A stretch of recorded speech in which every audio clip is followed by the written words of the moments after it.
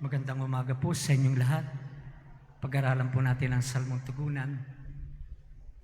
Inanyahan ko po kayong sumubay sa pag-awit.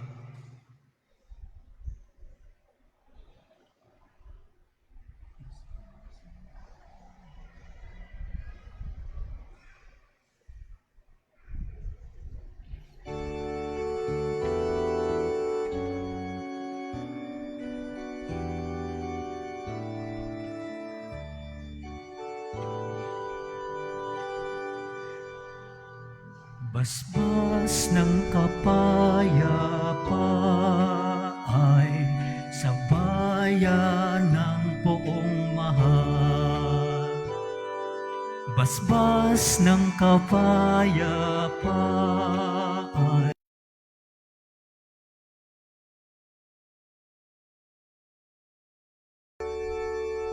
Ulitin po natin, sabay-sabay po tayong lahat.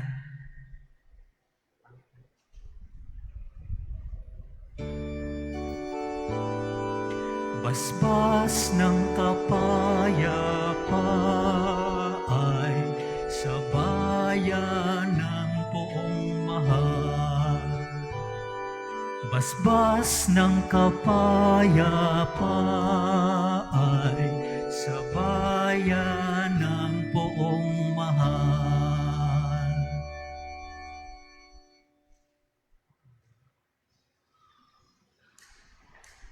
Maraming salamat po.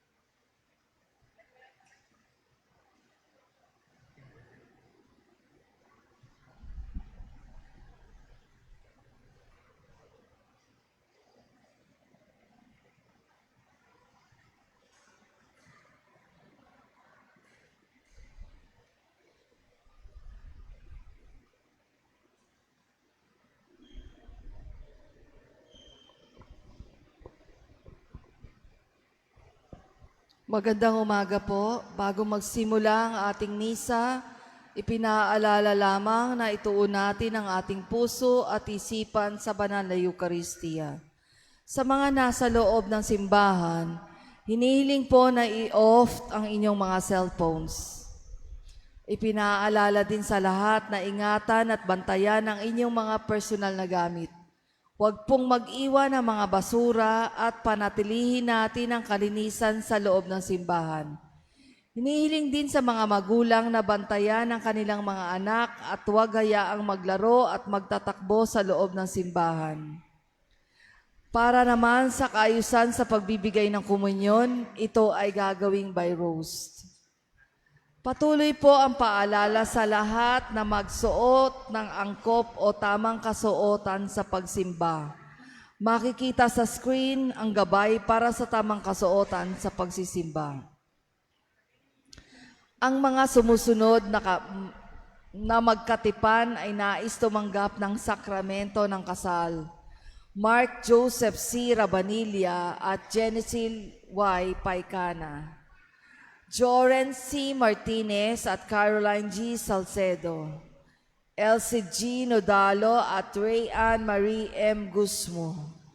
Berhel Angelo Q. Baal at Mary Christine B. Arcay.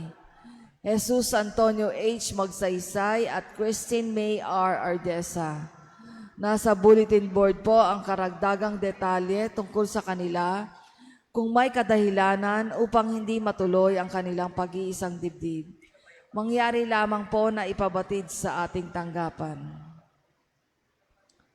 Sa ating misa, inaanyayahan ng lahat na makilahok sa pamamagitan ng pagsabay sa awit at tugon na makikita sa screen.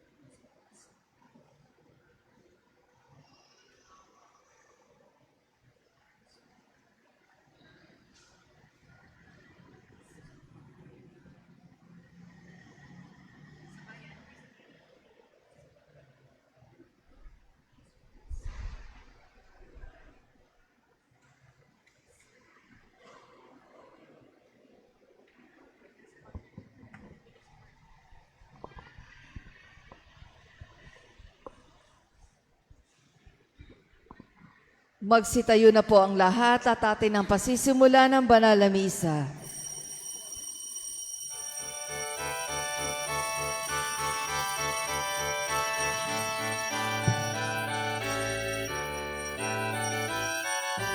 Tayong lahat ay magdiwang sa Diyos na pagdating. Ang puso natin ihanda, pag-ibig ay siyang ipunla. Tayo'y mag-awitan, daigdigan ay magsaya't mag-awitan. Sa kay Jesus nating Hari, tayo ay magbunyi. Bundok, parang at bukirin, dagat at himpapawirin, dinggin ng awitan,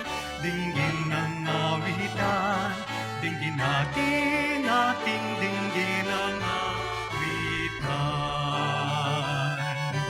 Joy to the world, the Lord is come. Let earth receive her King. Let every heart prepare him room. And heaven and nature sing. And heaven and nature sing. And heaven and nature sing. And heaven and nature sing. Sa ngalan ng Ama, ng Anak at ng Espiritu Santo, sumainyo ang Panginoon. Ipinagdiriwang natin ang kapistahan ng pagbibinyag kay Jesus. Bilang mga bininyagang Kristiyanong Katoliko, tinatawagan tayong mamuhay sa landas ng kabanalan upang tunay na maging kalugod-lugod sa Diyos Ama, katulad ng kanyang bugtong anak na si Jesus. Sa pasimula ng ating banal na pagdiriwang, aminin natin ang ating mga kasalanan, humingi tayo ng tawad sa ating mabaging Diyos. Inaamin ko sa makapangyarihang Diyos at sa inyong mga kapatid na lubha akong nagkasala sa isip, sa salita at sa gawa at sa aking pagkukulang. Kaya isinasamo ko sa mahal na Birheng Maria, sa lahat ng maanghel at mga banal, at sa inyong mga kapatid na ako'y ipanalangin sa Panginoong ating Diyos. Kaawaan tayo ng makapangyarihang Diyos, patawarin tayo sa ating mga kasalanan at patnubayan tayo sa buhay na walang hanggan. Panginoon, kaawaan mo kami. Kristo, kaawaan mo kami. Panginoon, kaawaan mo kami. Papuri sa Diyos sa kaitaasan. At sa lupa'y kapayapaan sa mga taong kinalulugta niya. Pinupuri ka namin, dinarangal ka namin, sinasamba ka namin, pinagbubunyi ka namin, pinasasalamatan ka namin. Dahil sa dakila mong angking kapurihan. Panginoong Diyos, Hari ng langit, Diyos amang makapangyarihan sa lahat. Panginoong Jesucristo, bugtong nanak, Panginoong Diyos, Kordero na Diyos, anak ng Ama.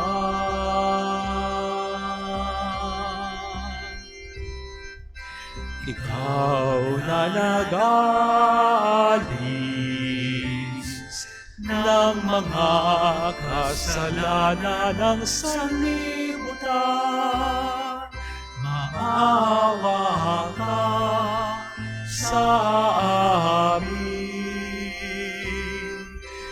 Ikaw na nag-alis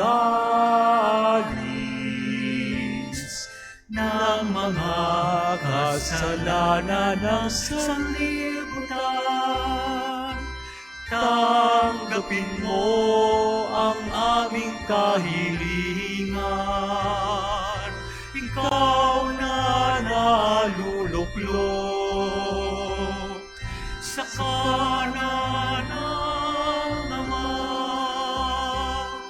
Maawa ka sa amin, sapagkat ikaw lamang ang banal, ikaw lamang ang Panginoon, ikaw lamang, O Jesucristo, ang kataas-taasan, kasama ng Espiritu Santo, sa kadakilaan ng Diyos Ama. Amen.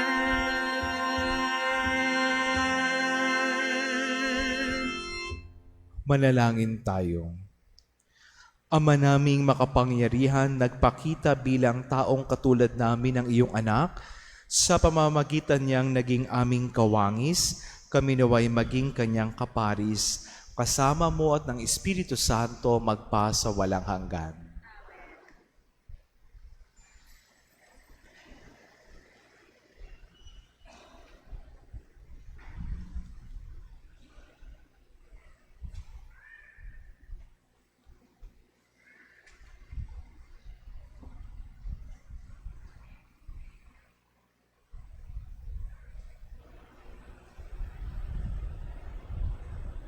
Pagbasa mula sa aklat ni Propeta Isaias.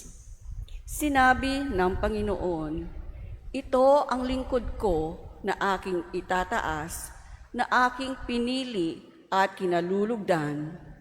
Ibubuhos ko sa kanya ang aking espiritu, at sa mga bansa ay siya ang magpapairal ng katarungan. Mahinahon at banayad kung siya'y magsalita, ni hindi magtataas ng kanyang tinig. Ang marupok na tamboy hindi babaliin. Ilaw na aandap-andap, di niya papatayin, at ang katarungan ang paiiralin. Di siya mawawalan ng pag-asa, ni masisiraan ng loob. Paghahariin niya ang katarungan sa daigdig. Ang mga bansa sa malayo ay buong pananabik na maghihintay sa kanyang mga turo.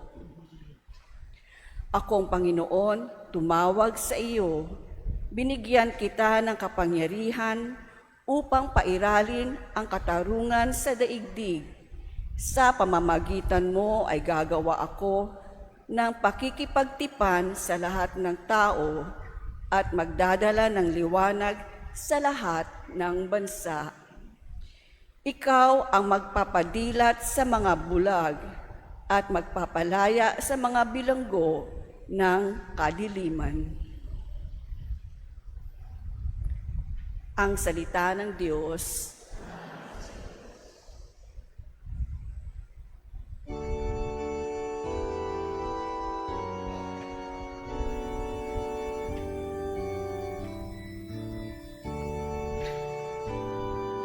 Basbas ng kapayapaan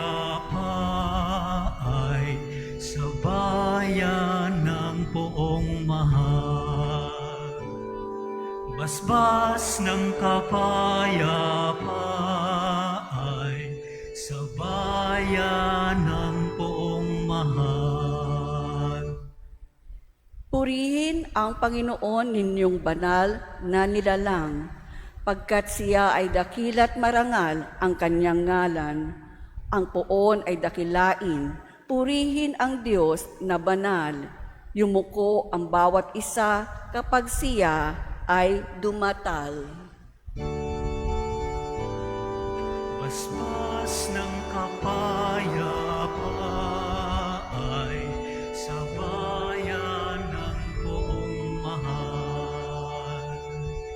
Sa gitna ng karagatan, tinig niya'y naririnig. Sa laot ng karagatay, hindi ito nalilingid. Pag nangusap na ang poon, tinig niya'y ubod lakas.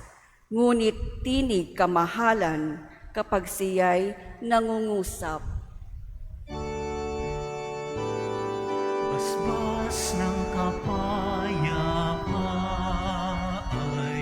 sa bayan ng poong mahal. Ang tinig ng dakilang Diyos parang kulog na malakas. Kaya't mga nasa templo'y sumisigaw, nagagalak. Panginooy papurihan, ganito ang binibigkas. Siya rin ang nagahari sa dagat na kalaliman. Namumuno siya roon bilang hari, walang hanggan. Basbas ng kapayapaan sa bayan ng poong mahal. Basbas ng kapayapaan sa bayan ng poong mahal. Pagbasa mula sa mga gawa ng mga apostol. Noong mga araw na iyon, nagsalita si Pedro.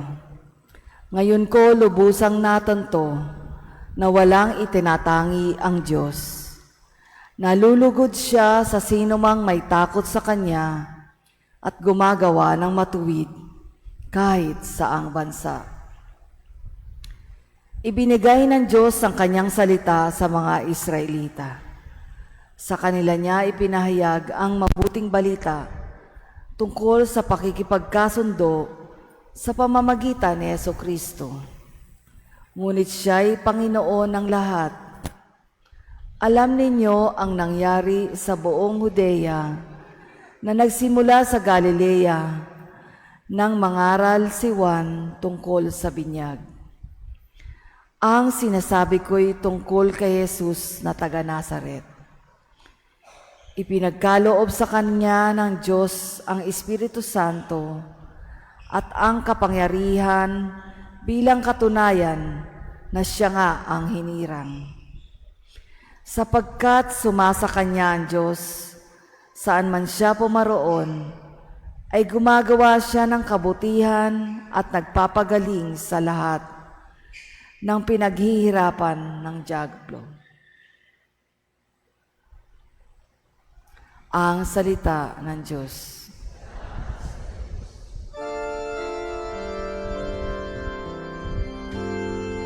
Alleluia, alleluia, alleluia, alleluia. Nagsalita ang Diyos Ama, ang anak kong sinisinta ay narito. Dinggin niyo siya.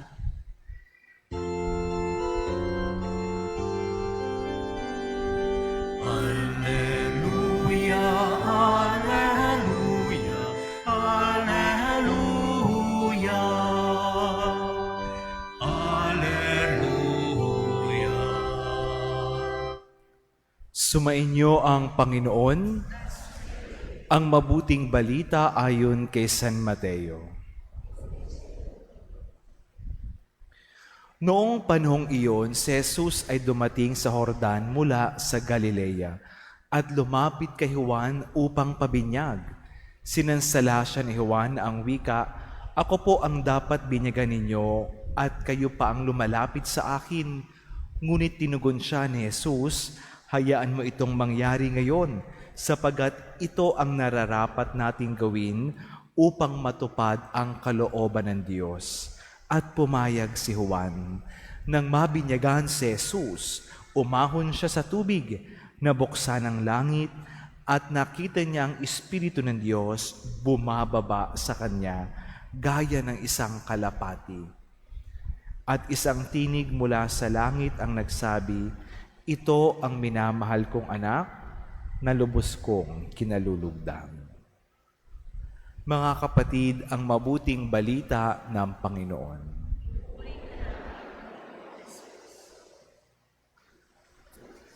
Isang magandang umaga po sa inyong lahat at papasalamat tayo sa Diyos na tinipon tayo ngayong araw ng linggo.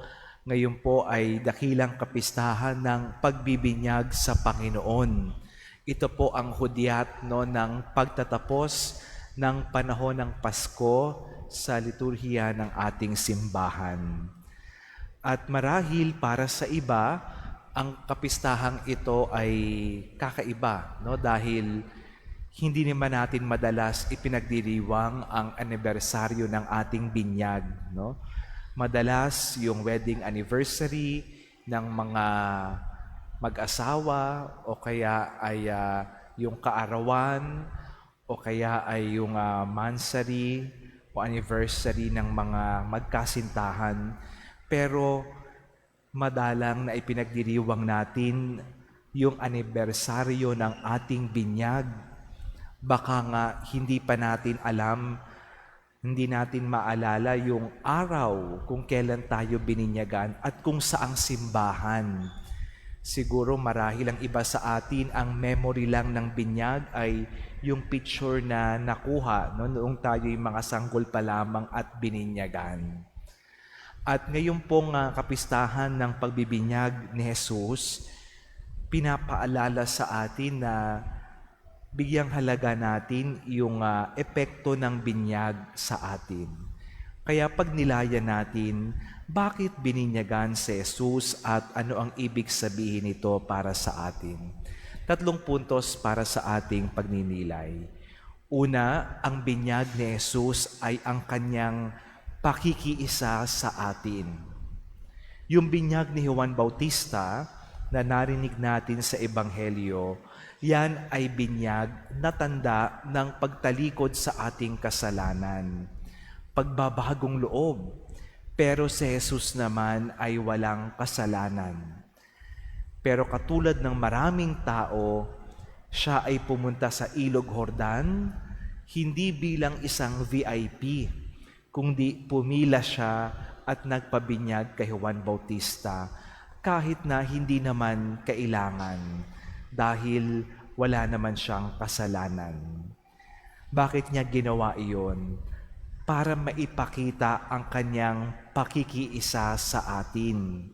To show that Jesus is one with us, na hindi siya naiiba, na siya ay tao na katulad natin. Siya ay pumila sa pagbibinyag ni Juan Bautista. Hindi nahiya si Jesus na mapabilang sa ating mga makasalanan. Kaya ito ang ibig sabihin ng kanyang pagbibinyag. Tanda na siya ay kaisa natin, na hindi siya naiiba sa atin. Siya ay naging tao upang tayo ay makapiling. At kung hindi nahiya si Jesus na mapabilang sa mga makasalanan, kahit na siya ay walang kasalanan, nawa tayo din ipagmalaki natin yung dignidad na tinanggap natin noong tayo'y binyagan. Ano ba ang epekto ng ating binyag sa ating sarili? Ito ang aking pangalawang punto. Ang binyag natin ay ang ating pakikiisa sa Diyos. Nung tayo'y binyagan, naging bahagi tayo ng pamilya ng Diyos. Naging anak tayo ng Diyos. Yun ang epekto ng sakramento ng binyag sa atin. At hindi mawawala ang tandang ito sa ating kaluluwa, anuman ang mangyari. Kapag ikaw ay nabinyagan, ikaw ay isa ng anak ng Diyos. Kahit na minsan ay gumagawa tayo ng mga bagay na hindi naaayon sa kalooban ng Diyos, hindi mabubura pa rin sa kaluluwa natin na tayo ay anak ng Diyos. Kaya bigyang halaga natin ito. Kadalasan ngayon nagpapabinyag para makakuha ng baptismal certificate, para documentary requirement sa school, Pero wag nating kalilimutan yung epekto, yung halaga ng sakramento ng binyag sa ating kaluluwa. Bahagi tayo ng pamilya ng Diyos, anak tayo ng Diyos. Kaya nawa ay makita din ito sa ating pamumuhay. At ito rin ang imbitasyon sa atin ng kapistahan ngayon. Magsumikap tayong maging tapat sa mga pangako natin noong tayo'y binyagan. At ito po ang aking panghuling punto. Let us strive to remain faithful to the promises we made when we were baptized. Ano ba yung mga pangako na ginawa natin, no? Noong tayo ay bininyagan bilang sanggol, dahil hindi tayo makasagot, ang sumagot sa ngalan natin ay ang ating mga magulang, ninong at ninang. Noong tayo ay kinumpilan, dahil may sapat na gulang na, tayo na ang sumagot sa ating sarili. At tuwing Easter Sunday, linggo ng muling pagkabuhay, merong parating renewal of baptismal promises. Ano yung mga pangako na ginawa natin? Nangako tayo na tatalikod kay Satanas at sa lahat ng kanyang gawain at pang-aakit. Nangako tayo na sasampalataya tayo sa Diyos, Ama, Anak at Espiritu Santo, na magsisikap tayong maging katulad ni Jesus, isabuhay ang kanyang mga turo at halimbawa at maging tapat sa Panginoon. Ito nawa ay pagsumikapan nating gawin para maaninag sa atin na tayo ay mga anak ng Diyos. Hindi tayo kampo ng kasamaan, kundi bahagi tayo ng pamilya ng Panginoon. Kaya magsumikap tayong maging tapat sa ating misyon, sa ating dignidad na tinanggap noong tayo'y binyagan. Sabi nga sa Ebanghelyo, pagkatapos binyagan ni Jesus, may isang tinig mula sa langit na ang sabi, "Ito ang minamahal kong anak na lubos kong kinalulugdan." Kinalugdan ng Diyos Ama si Jesus dahil naging tapat siya sa kanyang misyon. Naging tapat siya sa Panginoon hanggang sa huli. Nawa tayo din, habang tayo nabubuhay sa mundong ito, magsumikap na maging tapat sa ating mga pangako sa binyag. Isabuhay natin ang pagiging bahagi natin ng pamilya ng Diyos upang balang araw, kapag nakaharap natin ang Diyos, sasabihin niya nawa sa atin, "Ito ang minamahal kong anak na lubos kong kinalulugdan."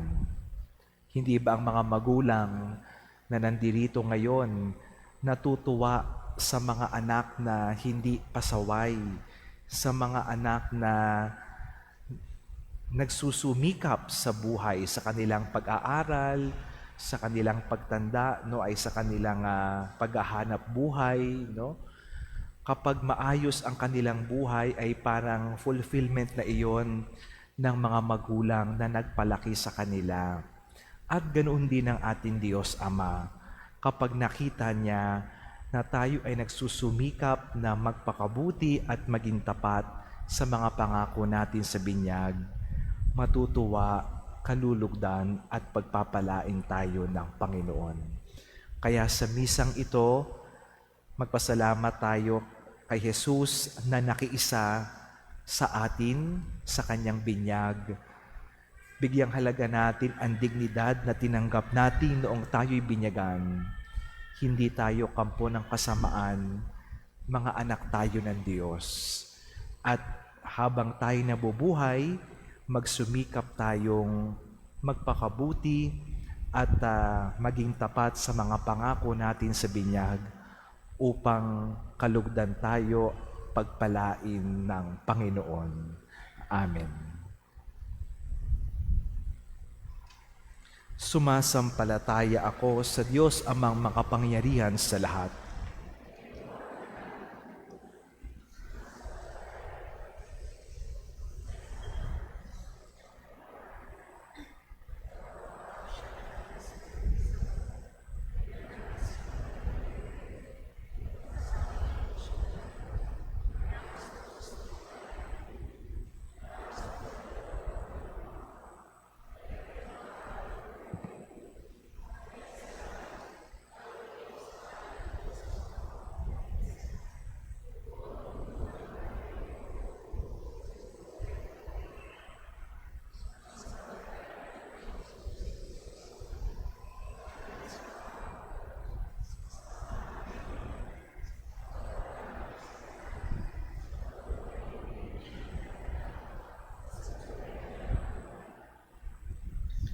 Sa pamamagitan ng tubig ng buhay, binigyan tayong muli ng pag-asang mamuhay bilang mga anak ng Diyos. Buong puso tayong lumapit sa Ama nating hindi nagkukulang, napuna ng ating mga pagkukulang at pangangailangan. Ang tugon natin, Panginoon ng buhay, dinggin mo kami. Maging tapat na daluyan nawa ng iyong biyaya ang mga pinuno ng aming simbahan sa kanilang pakikinig sa mga pangangailangan ng mga mananampalatayang ipinagkatiwala mo sa kanila. Manalangin tayo. Panginoon ng buhay, dinggin mo kami. Piliin nawa ng aming mga pinunong lingkod bayan, gayon din kaming mga mamamayan, ang kabutihang pangkalahatan at pagkalinga sa kalikasan, saan man at kailanman. Manalangin tayo. Panginoon ng buhay, dinggin mo kami. Itulot mo, Ama, na matularan namin ang iyong pag-ibig sa pakikitungo namin sa isa't isa, lalo na sa mga pagkakataong mahirap umibig. Manalangin tayo. Panginoon ng buhay, dinggin mo kami. Sa kanilang pagbabalik sa iyong piling, yakapin mo sa iyong pag-ibig ang aming mga yumaong mahal sa buhay, at patuloyin mo sa kanila, at patuloyin mo sila sa kaharian mo sa langit. Manalangin tayo. Panginoon ng buhay, dinggin mo kami.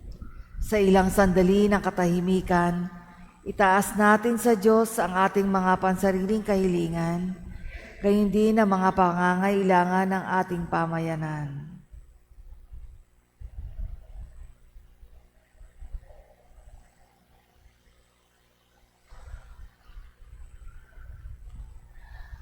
Manalangin tayo. Panginoon ng buhay, dinggin mo kami. Dakilang Ama, itulot mong manatili kaming tapat kay Jesus na aming Panginoon, ngayon at magpakailanman.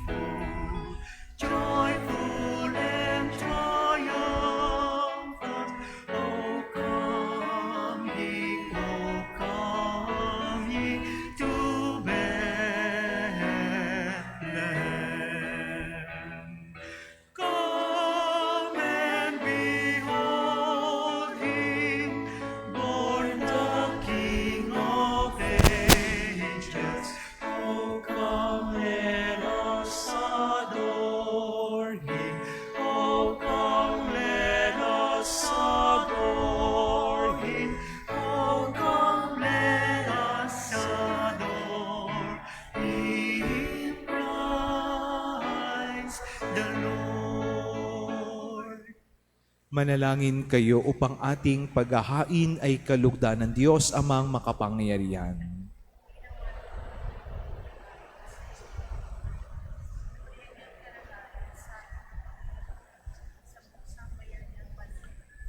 Ama naming lumikha, ngayong ipinagdiriwang ang pagpapahayag ng iyong kinalulugdang anak, tanggapin mo ang aming mga alay upang ito ay maging paghahain ng kanyang mahabaging paghuhugas sa kasalanan namin, sapagkat siya'y kasama mo at ng Espiritu Santo magpa sa walang hanggan.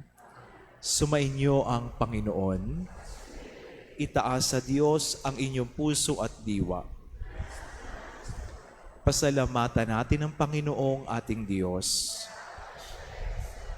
Ama naming makapangyarihan, tunay ngang marapat na ikaw ay aming pasalamatan sa pamamagitan ni Jesucristong aming Panginoon. Ang mga dakilang pahiwatig ng bagong pagsilang ay minarapat mong mahayag sa ilog Jordan. Dahil sa iyong tinig buhat sa kalangitan, ang pakikipisa ng iyong salita sa sangkatauhan ay amin ngayong sinasampalatayanan. Dahil sa Espiritong sa Kanya'y lumukob, na waring kalapating tagapagtaguyod, tinanghal siyang Mesiyas namit iyong lingkod, para ihatid ang iyong balitang mga abay itatampok. Kaya kaisa ng mga anghel na nagsisiawit ng papuri sa iyo ng walang humpay sa kalangitan, kami nagbubunyi sa iyong kadakilaan.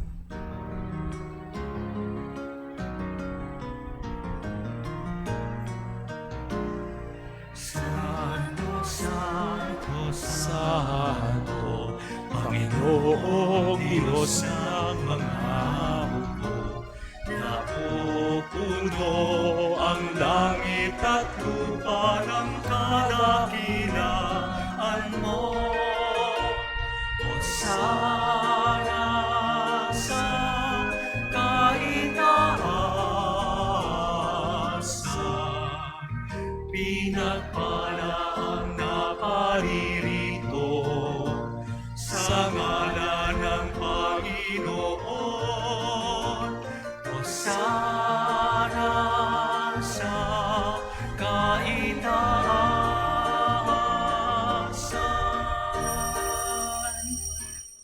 Ama naming banal, ikaw ang bukal ng tanang kabanalan, kaya't sa pamamagitan ng iyong Espiritu, gawin mong banal ang mga kaloob na ito upang para sa amin maging katawan at dugo ng aming Panginoong Jesucristo.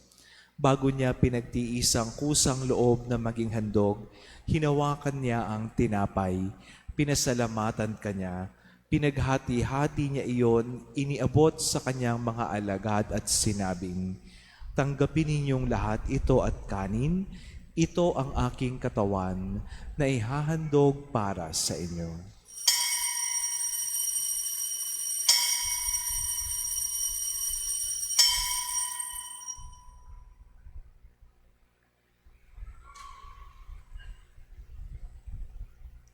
Gayon din naman, noong matapos ang hapunan, hinawakan niya ang kalis, muli kanyang pinasalamatan.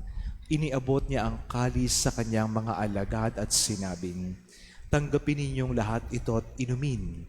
Ito ang kalis ng aking dugo, ng bago at walang hanggang tipan. Ang aking dugo na ibubuhos para sa inyo at para sa lahat, sa ikapagpapatawad ng mga kasalanan. Gawin niyo ito sa pag-alala sa akin."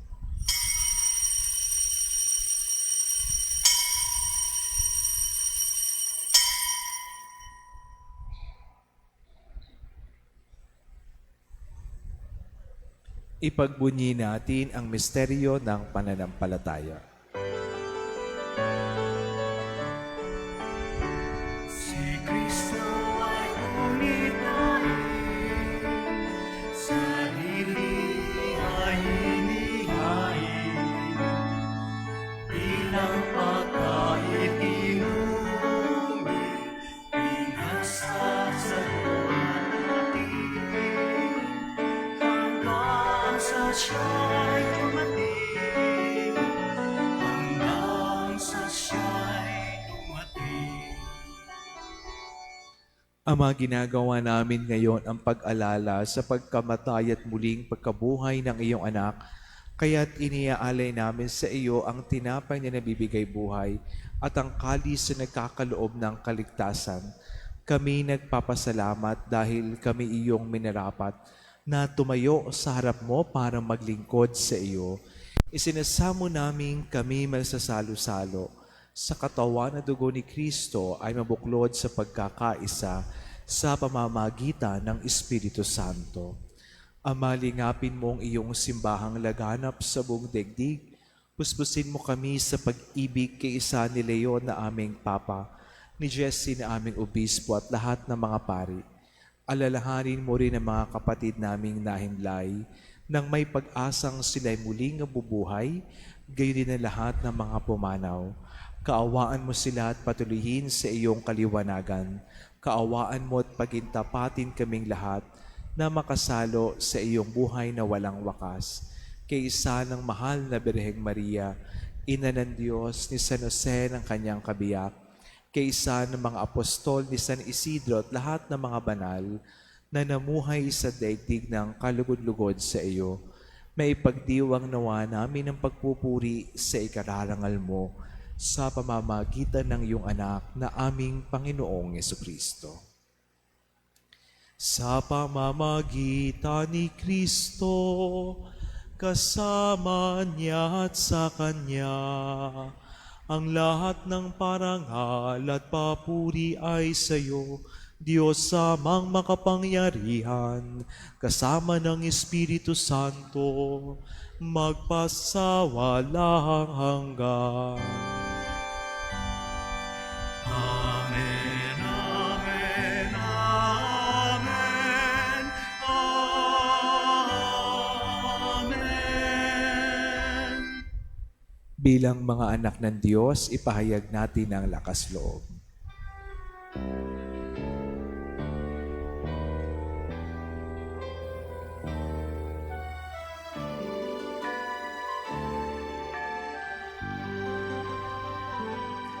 Ama namin, sumasalangit ka, sambahin ang ngalan mo. Mapasa amin ang kaharian mo, sundin ang loob mo. Dito sa lupa para ng sa langit, bigyan mo kami ngayon ng aming kakanin sa araw-araw, at patawarin mo ang aming mga sala para ng pagpapatawad namin sa nagkakasala sa amin. At huwag mo kaming ipahintulot sa tukso, at yadya mo kami sa lahat ng masama.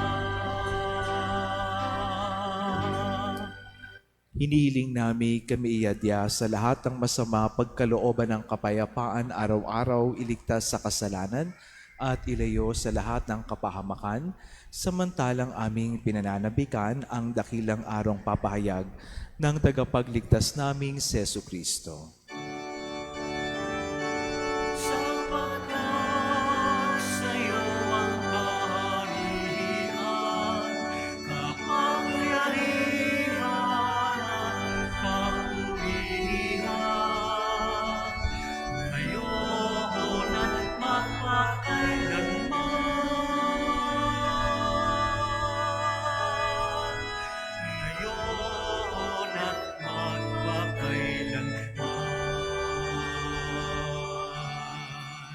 Panginoong Jesucristo, sinabi mo sa iyong mga apostol, kapayapaan ang iniiwan ko sa inyo, ang aking kapayapaan ang binibigay ko sa inyo. Tunghayan mo ang aming pananampalataya, huwag ang aming pagkakasala. Pagkalooban mo kami ng kapayapa at pagkakaisa ayon sa iyong kalooban, kasama ng Espiritu Santo magpa sa walang hanggan. Ang kapayapaan ng Panginoon ay laging sumainyo. Magbigayan kayo ng kapayapaan sa isa't isa. Peace be with you.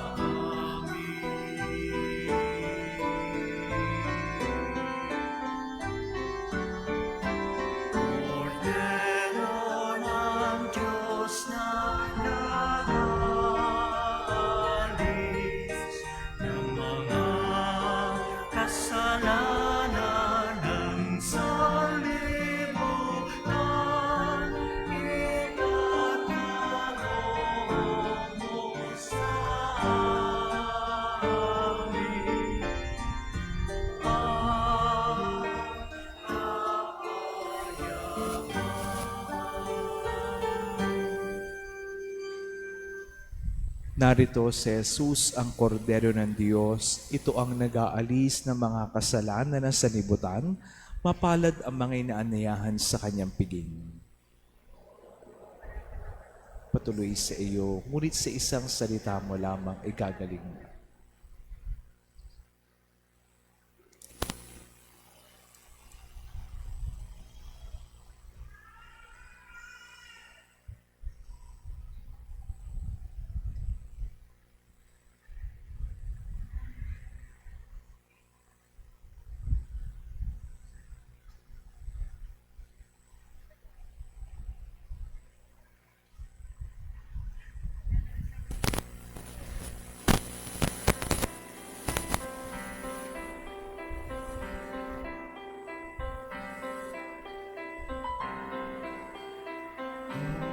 Holy night, the stars are brightly shining. It is the night of our dear Savior's birth. Now lay the world in sin and never hiding till He appear and the soul that its worth. A thrill of hope, now every soul rejoices, for yonder breaks a new and glorious morn. All on your knees, for here the angel voices on night divine,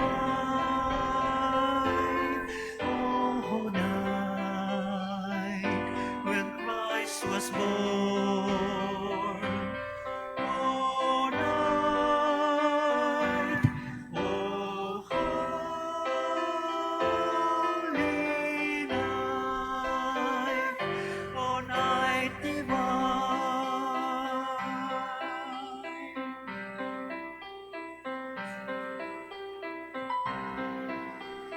Oh, holy night, the stars are brightly shining. It is the night of our dear Savior's birth.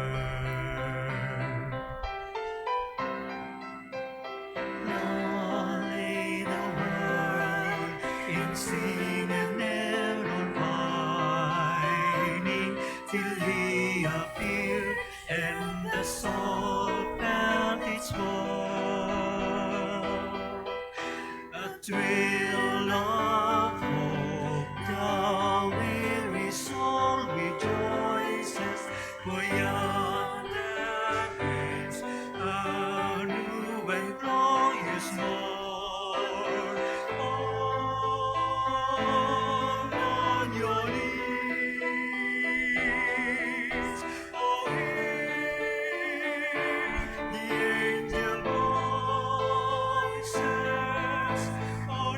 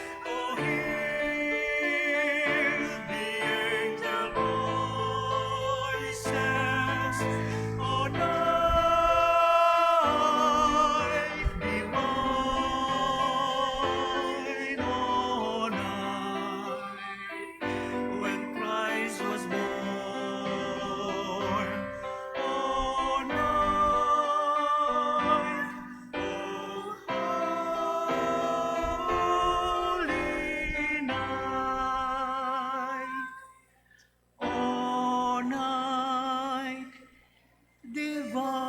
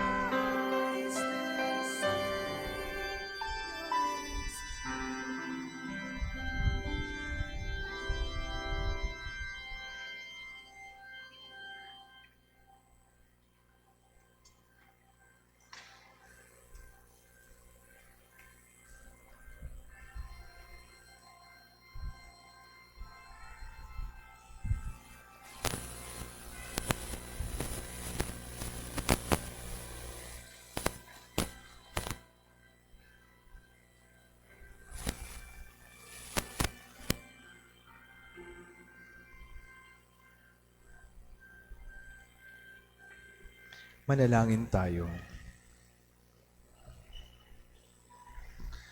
Ama naming mapagmahal, kami iyong pinapakinabang ay maging mga anak mo nawa sa turing at sa katotohanan, sa matapat naming pakikinig sa iyong anak na aming tagapamagitan kasama ng Espiritu Santo magpa sa walang hanggan. Magsiupo po ang lahat para sa ilang mga paalala. Ang ating second collection noong nakaraang linggo para suportahan ang mga misyoneryong gawain ng ating simbahan sa Africa ay nakalikom ng 26,008 pesos. Ang aming taos-pusong pasasalamat sa inyong bukas palad na pagtugon. Available pa po ang 2026 parish calendar sa ating mga servant leaders o sa parish office for only 100 pesos. January 18 ay kapistahan ng Santo Niño. Magkakaroon ng pagbabasbas para sa mga bata edad 12 pababa. Ating pasalamatan ang ating mass offerers ngayong araw mula sa Mayuga. Magsitayo na po ang lahat. Sumainyo ang Panginoon at pagpalain po kayo ng ating makapangyarihang Diyos, Ama, Anak at Espiritu Santo. Tapos na ating pagdiriwang, humayo kayong mapayapa. Salamat sa Diyos.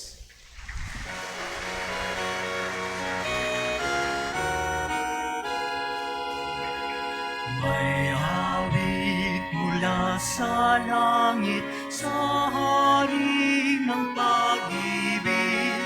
Ang Kristong bukal ng awa, sa tao'y sumalupa.